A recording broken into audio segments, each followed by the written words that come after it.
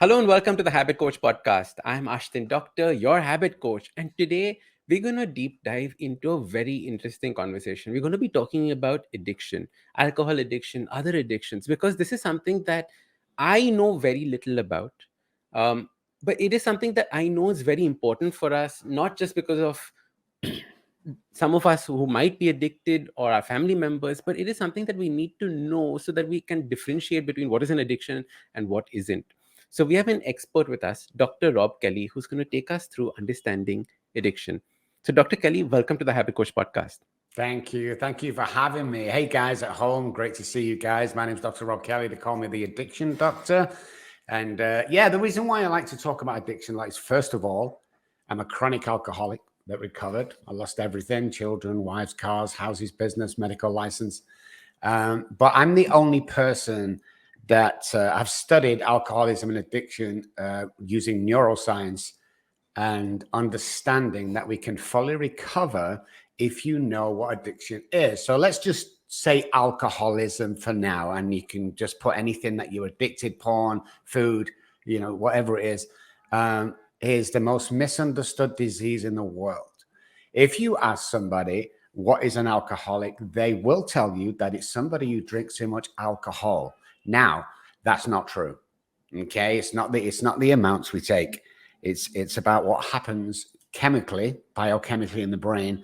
And also there's two parts of the brain with the alcoholic that tells us to drink. So the understanding of that, and the most biggest thing is, and going back, is trauma. Trauma is the gateway drug. And we found out this some 10 years ago, and people wouldn't listen to us, but it really is. So for people listening going, well, I don't know much about addiction, or I'm not an addict. Alcohol has 1% to do with alcoholism, and the same with drug addiction. Okay, it's 1%. The alcohol that you see is a symptom. It's like if I have chicken pox, you see the spots. They're the symptom of my disease, my illness, which can kill me as an adult. It's the same thing with alcohol. So the more we understand and the more we find out. And the other biggest problem we have is alcoholism deaths and addiction deaths do not go down in the hospital late at night as alcoholism. They go down as liver failure, kidney failure, car crash, whatever it may be. So the figures are wrong. Everybody knows somebody who suffers from an addiction. And if you don't, it's probably you. I love that. Okay, it's interesting because this was what I hadn't realized as well. We normally look at people saying that, oh, you have a drinking problem, you're probably an alcoholic. I have so many people who come up and tell me that, oh, Ashton, if I have one drink, I just like drink everybody else under the table. And either they're very proud of it or they're shameful about it. But you're saying it is completely different. It's not the same thing. Correct. So first of all, we have to understand that alcoholism is the only self-diagnosed illness in the world. So people will come to me and say, do you think I'm an alcoholic, Dr. Robb? And it's all about trauma and history. You can trace alcoholism back through your generations.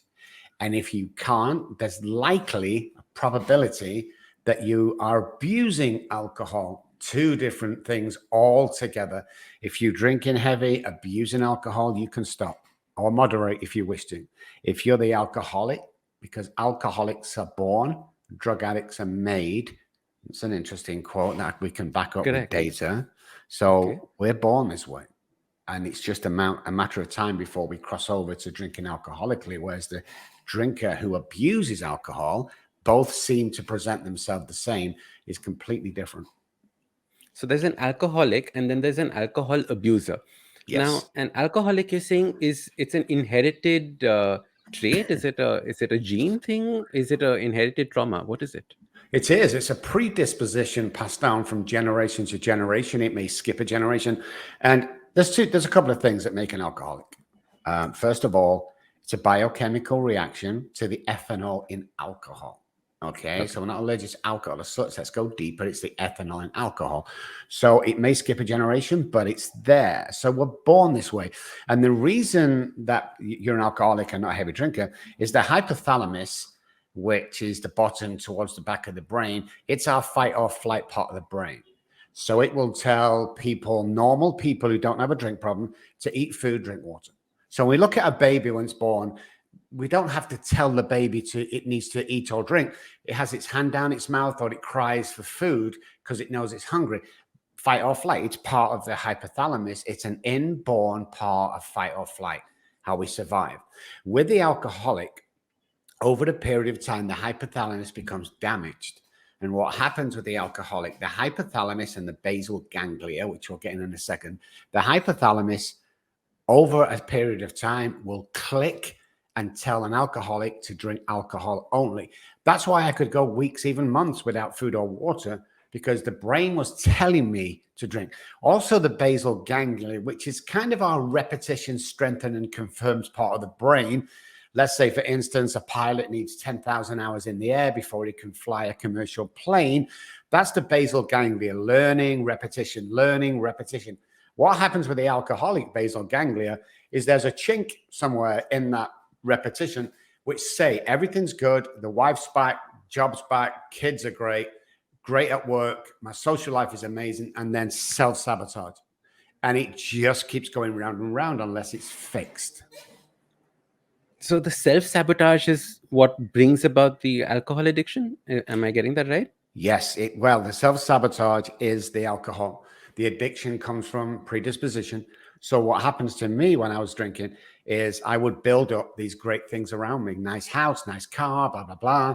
And then what happens is overnight or one morning I get up, I want to self-sabotage. And for me, that was alcohol. So I go to the liquor store at 8 o'clock in the morning and I would drink and drink and drink. And what happens to an alcoholic when he takes the first drink, and here's the other difference, he cannot stop. So an abuser given sufficient reason by the doctor or wife says, if you don't stop drinking, I'm going to leave you. Them guys can stop or moderate. The problem with the alcoholic is we cannot stop. So we drink into oblivion. And what happens is we pass out and we come round. We come to. We don't go to bed and sleep and get up in the morning. So when we wake up, I'm looking for the bottle of vodka that I hid the night before because I need to drink. So when we look at the hypothalamus again, it's telling me the only thing I need to do today is drink alcohol. Yes, but the children have left. The only thing I need to do today is drink alcohol. And that's the huge difference. Because you would have thought when they took my children off me, or when I stabbed my wife 3 times because she wouldn't let me finish my bottle of vodka, you would have think the normal person would go, hey, I think, whoa, that's enough, Rob. But the problem being, my brain doesn't work like other people's. And only an alcoholic will understand why I would stab somebody so I could grab the vodka and finish drinking. Everybody else says it's insane. It is insane. It's a mental illness. In 1979, the World Health Organization classed it as a disease because a biochemical reaction passed down. And only recently, as the medical fraternity got on board and said, hey, this is not a choice, because there's no choice when the brain's telling you to do this. You know, Dr. Kelly, this is something that is so far away from, the way that we understand alcohol, at least that I understand alcohol. Yes. How would you share your journey and how did you get to a place where, you realized that was an addiction? Like, when did it start? Well, it started at the age of 9 years old when I was on stage with a musical family and my uncle gave me a beer because I was so nervous, and I drank the beer and my whole life seemed to set off. So through the years, through the years, I didn't know then because nobody knew about alcoholism, but the more I drank, the more I relied on it. And I tried all sorts to control my drinking. I got married, didn't work. Had a first child, didn't work. Had a second child, didn't work. And eventually drink is the hypothalamus again tells me to drink and nothing else really matters. My wife left. She took the children. Shortly after that, my house was foreclosed on. I lost my car, wife, house, kids, holiday home, medical license. I lost everything and ended up homeless. But the problem is, with my head telling me to drink, my brain, is I didn't think I had a problem. I just thought I was going through some bad luck and it will be okay in a couple of weeks. The problem is nobody came. Nobody came to rescue me. They treated me like a leper. They said, you're just a drunk, an alcoholic, go die.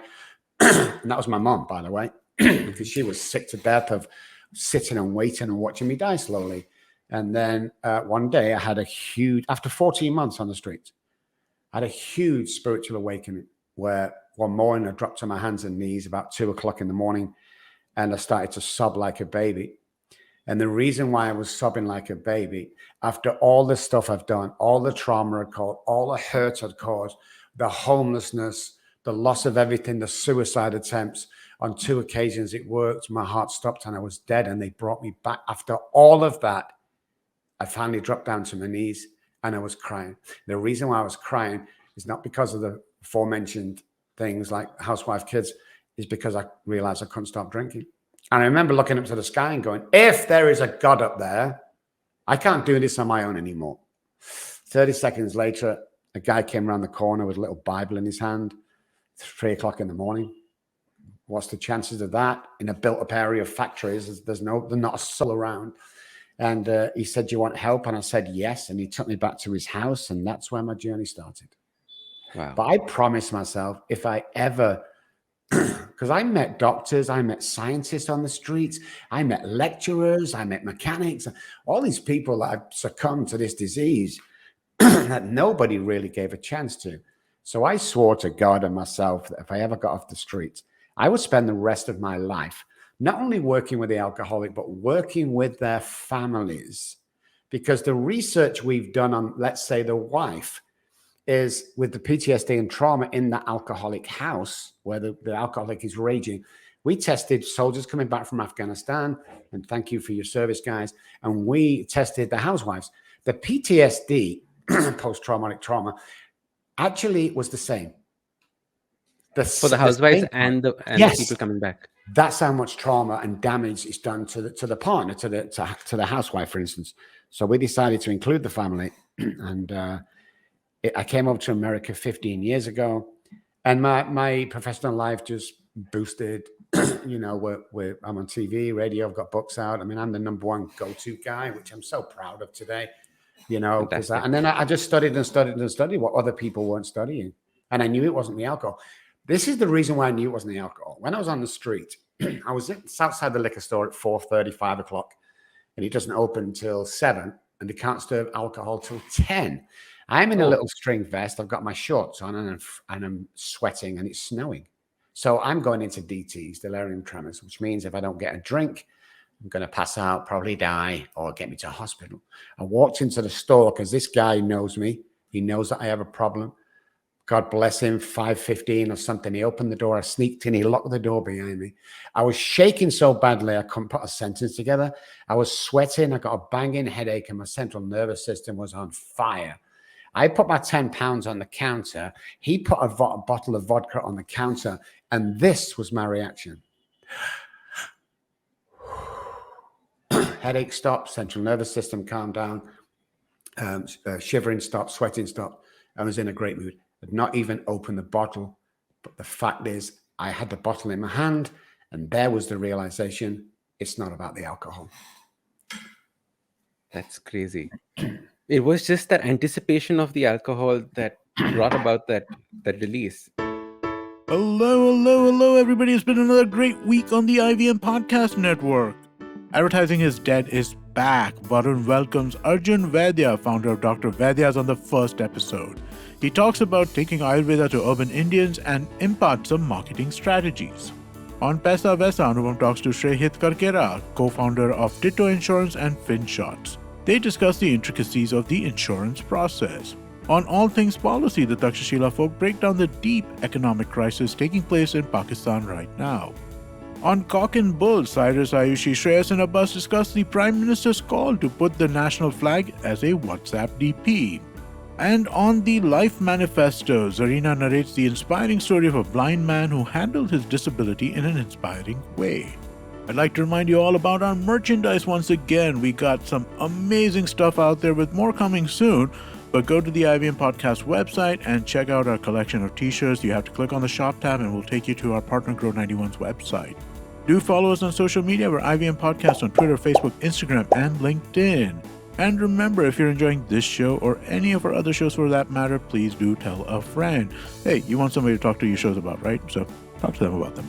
Also, don't forget to rate us on any platforms you're listening to us on. And remember, you can check us out on YouTube.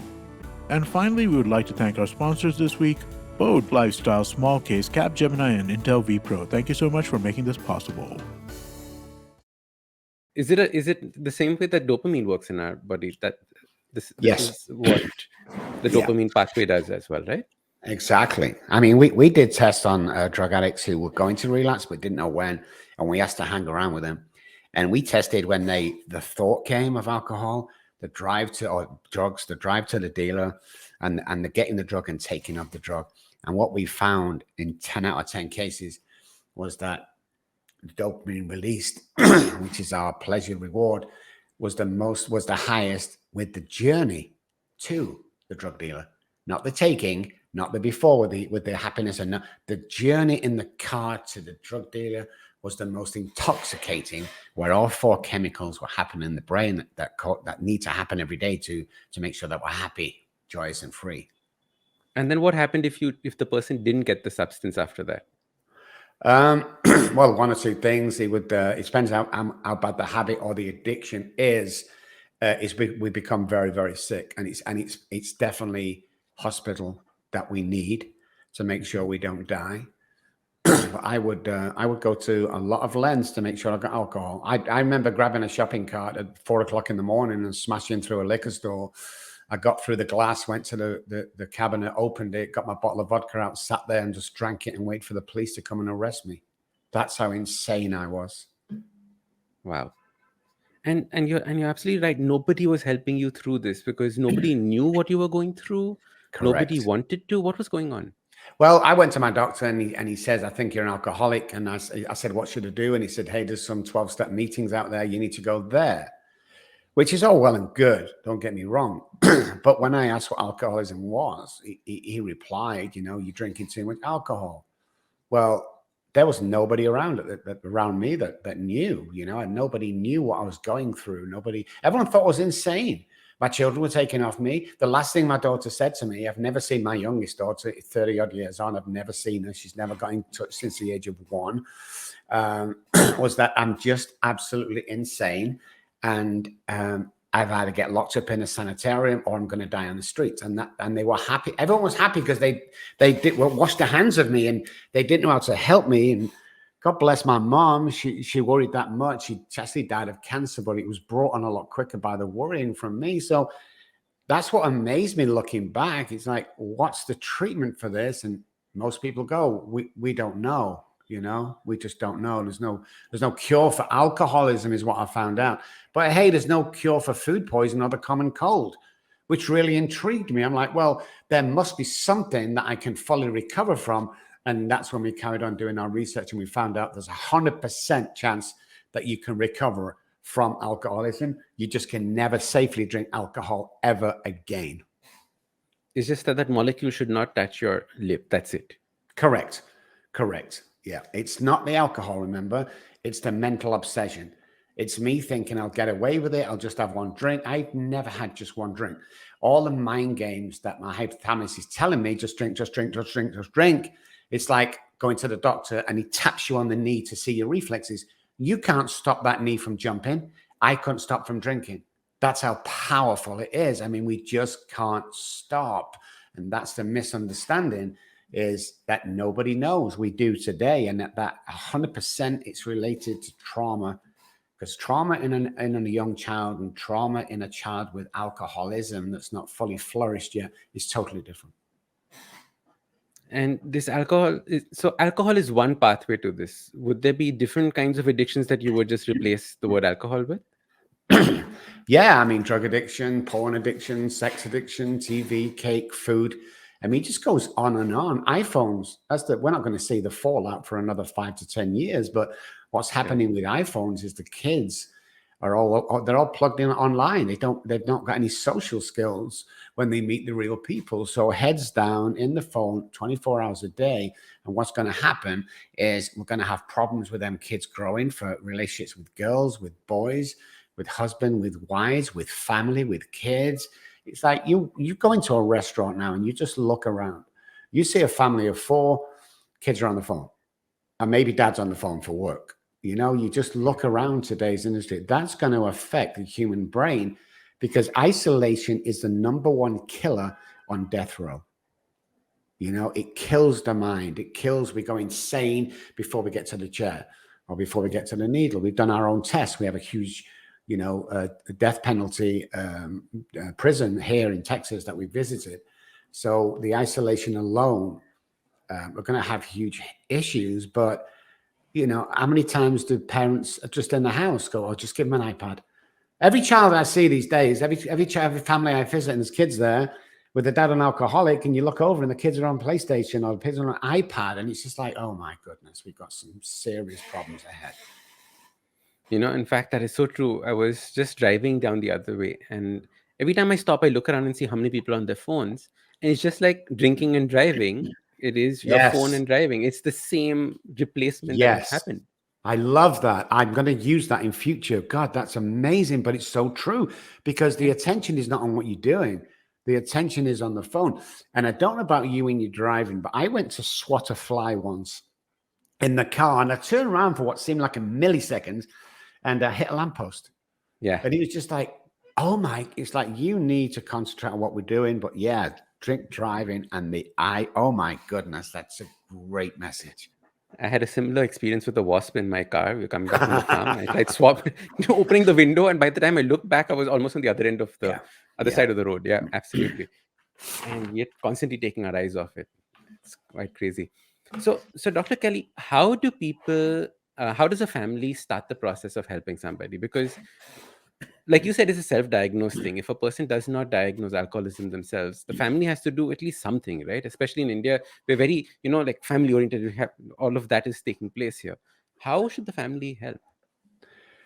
Great question. Nobody's going to come out ever in the past, especially in certain countries, and say, I have alcoholism, I have a drink problem. So it's all hush-hush. It's what we call sweep under the carpet in the families. And the first thing we should do is just watch your children, your teenagers, watch hubby, watch wife. If they start to isolate, you see them drinking too much, it's not the quantities or when or how, it's just that you'll see that abuse of the alcohol. And if dad's got alcoholism, then it's probably alcoholism. The first thing I ask everybody to do is start dialogue. Is to sit down and say, hey, I have a concern. Now, the best way to do it is I feel is what we use, is when you drink first thing in the morning, I feel scared, rather than going, you drink too much. Yeah. So share them feelings and let them know how you feel. Nobody can argue with feelings. They can argue with a comment. They can argue with your own opinion, but you can't argue with feelings, because when you drink in the morning, it hurts me. It makes me feel sad that you're going to die, So start that dialogue off. See if we can control the drinking. Well, it's going to drink Friday, Saturday, and Sunday this week. If the person you suspect is an alcoholic or drinking too much can do that over a considerable period, 3-4 months, then he hasn't got a problem. But you'll find if there's alcoholism in the family that he won't go that long. The second thing you need to do is jump on the internet and do your research to call somebody. Now, our company, you can call 24 hours a day. We will help you. We're not going to try and sell you anything. We'll help you and we'll direct, some stuff for you to do. So yeah, that's the first two things. And then find out. Can I ask a question here? Yes.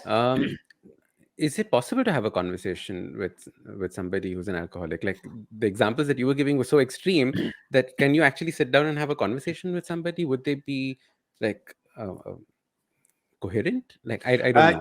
Yeah, well, at times believe when they're sleeping and they wake up first time, they take the first drink, bang, that's the time. Not when they're intoxicated. You're not going to do anything there. And so it's not when they're craving the first drink. It is not when they are 35 drinks down. It is after the first one. Yes. Okay. So the first one settles the nerves and makes him feel, or make me feel okay. That's when the conversation needs to happen, first of all. Okay. And then plan it from there. And jump on the internet or call us. My staff will explain what you're dealing with, how to get away with it. And we always say this to the wives or husbands of the spouse of an alcoholic. If you've got questions you don't know the answer to, you get on the website and you come find us. And we have staff here that will talk to you for the next 5 years, and it will never cost you a dime or a penny. It's just that we have the information that we want to share with families. We can get the alcoholic well. It's not a problem. I have a 98% success rate. Other people, treatment centers have a 3-5%. So we know what we're doing, but we're there for the wives, free of charge all the time. I don't care if you call every single day and speak to my staff and go, okay, well, this has happened. What should I do? Well, we'll talk you through that, because this is a family disease, and you need somebody that's not going to try and grab $20,000 off of you and stick the patient into a treatment center for 30 days. It's not going to work. It comes home to all the problems. Our work is telehealth only. You have to recover in your own environment with the family and the wife, because it's a family recovery. So dialogue, monitor, internet, call us if need be. And between them, you'll find out that there is life after alcoholism. Believe me, there is. That is so beautiful. And you hit the nail on the head, especially as a habit coach, when people leave their environment and go somewhere else and create a structure for themselves and come back into that old environment, it is completely different. There is no way that they can carry the same thing they learned there back into their homes. It has to happen in their house. I love that. Yeah, you're the only person that said that to me, but we explain it the same. Let's say one house here, which is the alcoholic house, speaks English, for instance. And then what happens is they take it out of that house and they stick them in a treatment center. Now, recovery has its own language. So let's say we teach them Japanese for 30 days. And then what we do is we pick them up and we stick them back in the English-speaking house. I guess what he's going to do? He's going to start speaking English again. So everybody needs to recover in that house. We work with the husband, we work with the wife, we work with anybody over 18 in the house.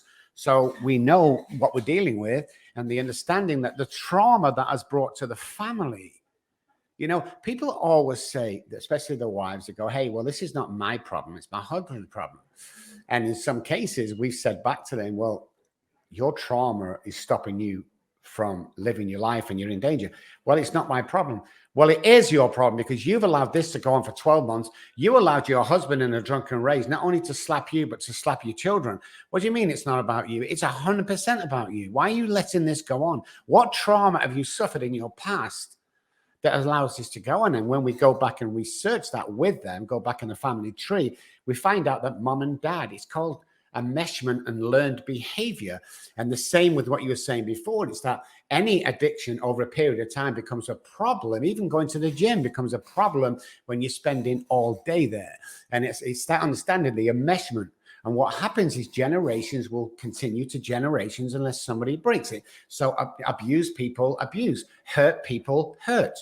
Because when you're being brought up in that environment and you see mom and dad fighting most of the time and dad drunk, what will happen to that daughter is they will grow up and they will attract, it's called the mirroring part of the brain, they will attract the same person your dad was. And what happens is they come back to me 10, 20 years on and go, this guy's an alcoholic and he's beating me most days. And I go, what was your parents or your caregivers? Oh, it's like we have to look at this learned behavior, because we attract what we think we are worth. So if you've seen this goes on, if you see mom putting up with dad and the violence in the house, you will attract that guy. Believe me, you will. And you won't know how you've done it or why you've done it, but you will attract that guy that'll do exactly the same to you because you think it's normal. That's insane. It's just like you're passing that trauma on and on and on and on. It's a vicious cycle. It's just like you're inheriting it. Yeah, well, children don't know that they can inherit trauma. People don't know through enmeshment that we can inherit mom's depression. We can inherit a lot of things that we go on and we have problems with later on in life. And the problem with any addiction, as you know, is you can't, the correlation between the event today and what caused this trauma, the normal human being can't put them together. It's like, this happened, so now you're behaving in a way like that. It's like, what? And when we go back, we realize that the correlation is true and it's solid. Like, I have 97 pairs of shoes, which is kind of insane. But, and I didn't know this, therapist took me back. And I used to walk to school with holes in my socks and my shoes in the snow. My mom and dad said they couldn't afford shoes but twice a year. But what the therapist pointed out is, did mom and dad have holes in their shoes and socks when they went to the bar every Friday and Saturday and Sunday night? And that was trauma. That was anything less than nurturing as a child is child abuse. So when I grew up, I found a couple of years ago, when the therapist talked to me, is when I have a little tiny hole in my sock, I throw them away. When I have a shoe that's scuffed, I throw them away. And I have to have all these shoes because of the trauma when I used to go to school with holes in my socks and my shoes. You wouldn't put that together normally. Oh, But that's never. how deep trauma goes and the effect it has in our later life as we grow up. All right, and that was Dr. Robb Kelly. We were talking about addiction and alcohol. Now, there's a second part to this where we deep dive into a very personal story and understanding how alcohol can completely change your life and how you can change if you have an alcoholic problem or if you have a family member who's an alcoholic.